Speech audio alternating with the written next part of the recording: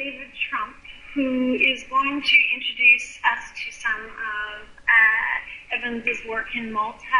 Evans had a history that began before Malta in terms of his research, which you mentioned in the video clip that I showed, where he was working with Kathleen Kenyon at Jericho and Seton Lloyd at Sultan Tepe. Arguably, his time in Malta is where he really comes into his own. Thank you so much, David. Thank you. I would like to speak on both my own behalf and, of course, that of Malta. As you'll see shortly, the two stories are intimately linked. I first met John as a third-year undergraduate at Pembroke College, Cambridge, when I learnt that we had a junior research fellow who was working on the prehistory of Malta. At the earliest possible opportunity, I got in touch with him to ask could I possibly join him out in Malta in the coming Easter vacation. And typically, John, I think I was warmly welcomed. Raising a travel grant, I took the train across Europe. This was 1954, long before cheap flights across the continent. Stopping off at a few Italian museums on the way, completing the journey on the overnight ferry from Syracuse to Malta. And to enter Malta by sea at dawn is undoubtedly the most dramatic introduction to the island you could ask for. I made my way up to the museum in Valletta itself and found John there in jubilant mood.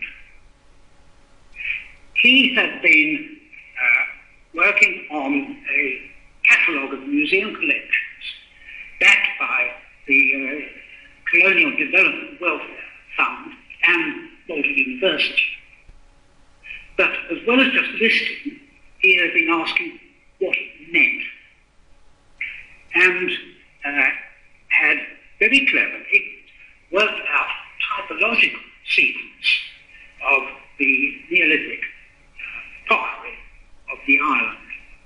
Bronze Age had already more or less been worked out by predecessors like Sir Timothy Summit, Thomas Ashby and Eric Peat, and Margaret Murray.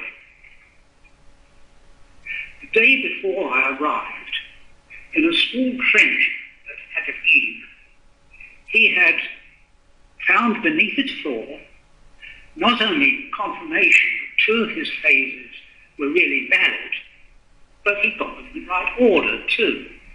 So you can understand how delighted he was. At this point, Stuart Pickett from Edinburgh joined us, and we went over to Gozo to give the same treatment to the tenants there. These extraordinary monuments, all still standing 7 meters high, with dates we would now put something like 3,600 BC. But he immediately demonstrated the use of this sequence by showing him that it also revealed a developmental sequence for the temples on the island. His work there he published in the Proceedings of the Prehistoric Society.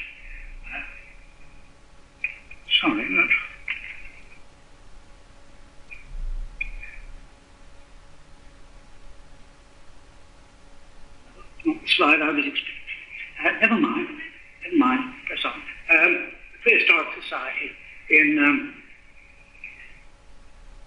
that's fine, thank you. In, very promptly, in the work that's been done in 1954, it appeared in PPS 1953.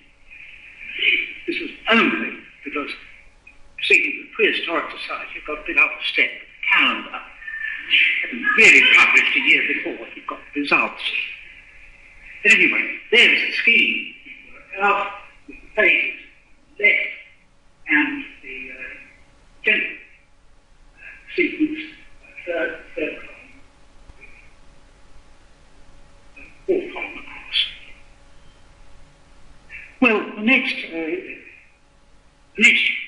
story was that I, after graduating, getting my doctorate, I had followed John into the Pembroke College Jimmy Research Fellowship, but was at rather a loose end because I wanted to research on Mediterranean history.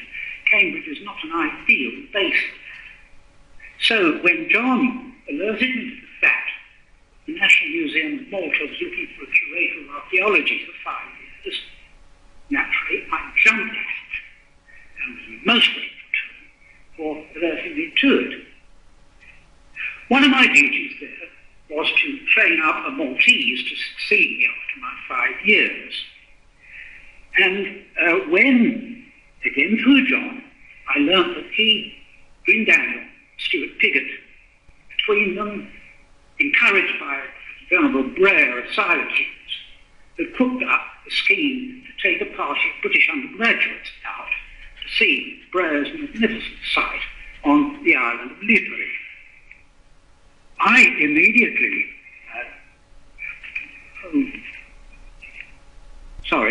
now we've got it back.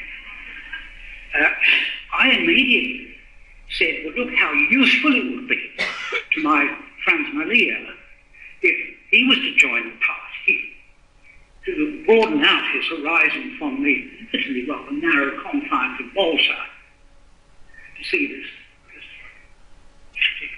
elsewhere.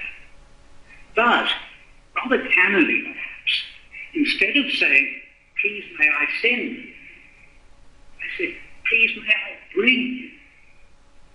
Now I had no justification for being a party at that stage at all, other than knowing that Franz, a rather difficult character, I might have difficulty persuading him to go on his own. But anyway, John, I think he must have realised what I was on now. But welcomed me there too, and we went. Coming from the right, Franz Malia was the second from the right, I am the right. They recognise Charles Hyam. On my right, there is John, just behind. And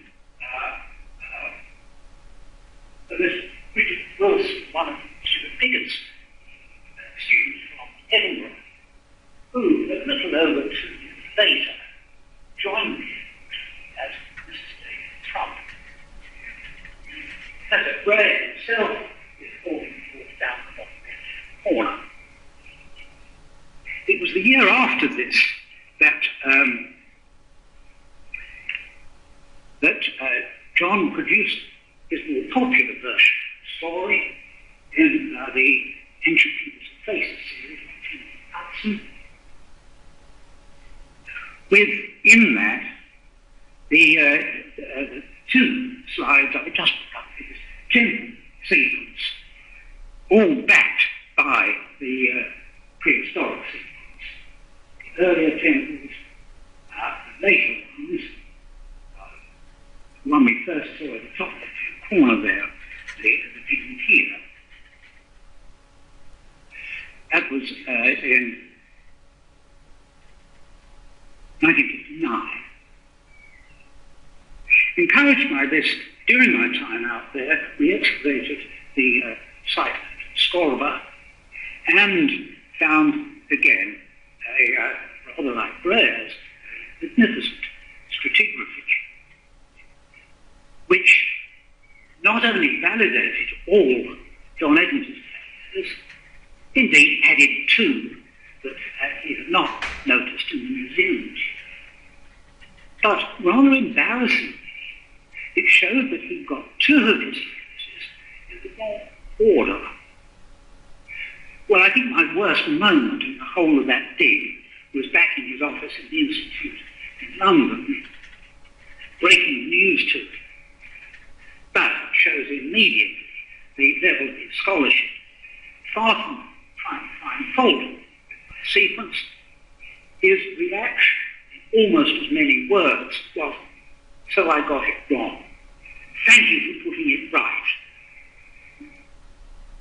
I was delighted with that as an answer. I was in time for our new results to be incorporated in his major work, the Prehistoric Antiquities of the Maltese Islands, one which I still consult quite frequently from my now rather bad copy. It is the standard work still on Maltese prehistory, although it came out as long ago as 1971, including not only all the pottery sequence, temples, but everything else that's got from prehistoric Malta. His temple plans are still constantly being repeated.